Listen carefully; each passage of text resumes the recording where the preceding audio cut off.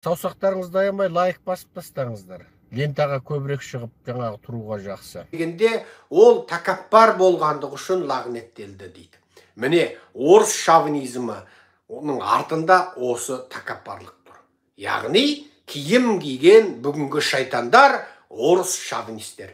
Енді сол орыс шовинизмі бір ғасырға жуық адамзатқа қауіп төндіріп, оның алдындағы патшалық орыс кезіндегі зұлымдығын қосып айтсақ, бірнеше ғасыр бойы тек соғыстардың, қырғындардың, ұлттарды жоюдың үлкен қанды қасап, қанды майданы болған болса, енді сол орыс дейтін үлкен жауыз қанішер қауымның бүгін өз үйінен өрт шықты.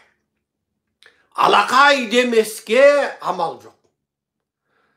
Бөркімізді аспанға атпасқа амал жоқ. Құдайдың ұрғаны бұл. Бұл жаратушының осы қауымның төбесінен ұрған сәті. Кешегі адамның бас сүйегінен мұнара жинаған, кешегі қанды суша шашқан, көшпенді ата бабамызды анау еділ жайықтан қуып, орал асырып, тіпті мынау Алтайдың тауына дейін жаулап алған, қазақтың әрбір тайпа руын артында бір із қалмастай қырып отырып қазақ даласын жайлаған, қазақтармен 2 ғасырдан астам соғысқан, қанішерлікті, тіпті бесіктегі сәбиға дейін найза шаншып өлтіретін зұлымдықты батырлық деп хаттарына жазып, патшаларына қандай зұлым екендіктерін дәлелдеуге жарысқан осы зұлым қауымның бүгін еркегі алқаш, қызы жер әлемнің бүкіл бұрышында жезөкше болып жүргенінің өзі Құдайдың осы қауымға берген жазасы деп бір бағамдасақ, бүгінгі жазасы осы есерсоқ, өркөкірек, нағыз шайтани мінезді қауымның өз үйінен өрт шыққаны Құдайдың бұларға берген екінші жазасы деп айтар едік. Мынау Белгородтағы соғыс туралы алдыңғы лекцияларымызда айттық. Белгородтағы соғыс ол енді таңғажайып соғыс болды. Шынында өте таңғажайып соғыс болды. Олар бір емес, бір рет кіріп, жаулап, тасталқан шығарып, қырып жойып кетіп қалды да, екінші мәрте келді. Бұл міне қысқасы кірем, шығам, өзім білем деген сияқты болды. Екіншісі, орыс медиалары аяқ астынан Белгородқа Украина армиясы шабуылдаған жоқ. Немесе аталмыш Ресей еріктілер жасағы дейтін жасақ шабуылдаған жоқ. Бұл таза Американікі деп жала жапқысы келді. Сөйтіп олар бірнеше су жаңа американдық джип көліктерін кәдімгі қазылған орға жарым-жартылай құлатып, сосын ол видеоны міне американдық джиптер, міне Американың әскерилері деп жала жапқысы келді. Дәл сол сәтте олар бірден алдыда жариялап тастады. Олар айтты, біздің техникаларымыздың ішінде американдық джиптер жоқ деді. Американдық джиптер жоқ деді. Енді қараңыздар. Енді Белгородтағы соғыс енді Брянскіде жалғасты. Енді қызық, Брянскіде жалғасты.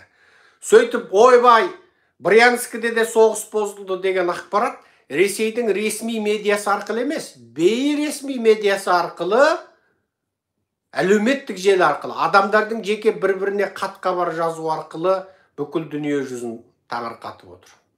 Бүкіл дүние жүзін таңырқатып отыр. Енді қызық. Орыстар сөйтіп, американдық бір 2 джипті құлатып қойып жала жауып еді, Белгородқа кірген аталмыш Ресей еріктілер жасағы алдыда бізде джип жоқ, бұның бәрі өтірік деді. Сонда джипті құлатып, оны видеоға түсірген бәрі орыстың өзінің өтірік ақпарат екені белгілі болды. Ең қызығы, қазір Украин жеріне 28, басында 28, артынан 40 Ресейдің солдаты ресми түрде берілген. Міне, соңғы 2 күн ішінде бүкіл дүние жүзін шулатып отырған ақпараттың бірінші легі осы. Басында 28 болды, артынан 40-қа жетті. Олар не? Олар кәдімгідей соғысып отырып, Украин жаққа берілді. және берілгендерін өздері жариялады. Қазір Ресей тарапы бұл адамдардың туыс туған дос жарандарының үнін өшіруге тырысып жатыр. Себебі, ойбай, анау Саша беріліпті, ойбай, Александр Александрович беріліпті деген ақпарат солардың өз таныс білістерінің ішінде таралмасын деп ақпаратты құрсаулауға кірісіп кеткен. Ал ең қызығы, олар жай ғана берілмей, өздерін берілуге, яғни Украин тарапқа қарай қашуға беттеген кезде тоспақ болған командирлерді атып өлтіріп кеткен.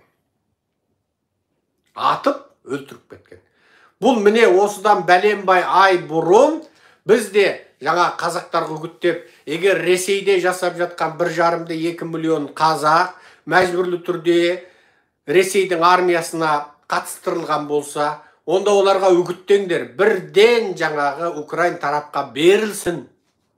Украин тарап оларды бірден батыс елдеріне жіберіп салады деп үгіт насихат жүргізгенбіз. Тура сондай болсын.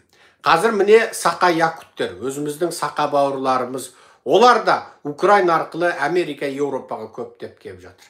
Қазір мынау Нью-Йоркта сақалар өте көп. Түрлеріне қарап, бетіне қарап, ой бауырым деп бас салсаң, сақа болып шығады. Сақа деген кім? Ол біздің ежелгі, ескі түрік замандағы өз бауырымыз. Сол 1, 2, 3, 4 деп санасаң, 1, 2, 3, 4 деп санайды. Күнді күн дейді, түнді түн дейді, қысқасы өзіміздің өз бауырымыз. Олар шын мәнінде біз сияқты арабтық, ирандық, парсылық жаңағы экспансияға ұшырамай, тілін араб иранның тілдеріне былғамай, өзіміздің таза түркілік, ежелгі дәстүрлі тілімізді сақтап қалған бауырларымыз. Біздің тілімізде өте көп арабтық, өте көп қызылбас иранның тілдерінің факторлары бар. Ал олар ежелгі бұзылмаған түркі тілін сақтап қалып отыр. Енді осы жалпы бір нәрсені қайталап айта кетем. Жалпы Ресейде туысы бар, Түменде туысы бар, Қорғанда туысы бар, Орынбор, Сарытауда туысы бар, жалпы қазақтары. Ресей жерінде Қызылжарда туысы бар қазақтар, үгіттеңдер. Орыс тілін білетін қазақтар, үгіттеңдер, насихаттаңдар. Қазақтар бірінші соғысқа бармасын, екінші Қазақстан қашып кетіп шетелге кетсін. Үшінші, егер соғысқа мәжбүрлі барса, украиндерге бірден берілсін.